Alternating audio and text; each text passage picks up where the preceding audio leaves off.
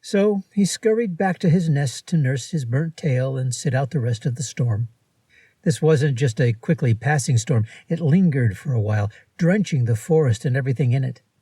It made the branches of the trees so heavy that many broke and fell to the ground, which was very good for Mr. Squirrel, since with each broken branch more nuts fell for him to gather. And the wind was so strong it took the wet leaves and whipped them around, forming little piles here and there, and filling in all kinds of open holes. Mr. Woodchuck was terribly annoyed that he would have to clean out both front and back entrances of his burrow again. Even the new crack in the rock by the lake was filled with leaves, which was very fortunate for one of the nuts that Mr. Squirrel had dropped when the lightning hit. The nut had fallen into the new crack and had come to rest on a narrow ledge. When the wind blew the leaves around, some of them were forced into the crack and came to rest, wrapping themselves around the nut like a warm, snuggly blanket, which was just what the little nut needed. The leaves would hold him there, anchored against the side of the crack in the rock, and protect him from the winter snow.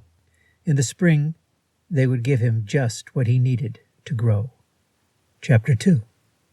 When the little tree awoke for the first time, Mrs. Crow was standing next to him.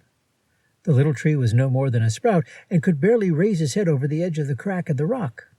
He took his first look at the lake, the forest, and the meadow. Then he saw Mrs. Crow. "Hello," he said to Mrs. Crow. "Oh, you're awake, are you?" Mrs. Crow answered. "Yes, I think so.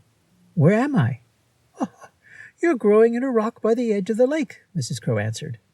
Mrs. Crow leaned down and scraped her beak clean at the edge of the rock. She had been eating a couple of beetles. The little tree looked around. On one side of him there was a short beach and the lake. On the other side of him there was a long meadow.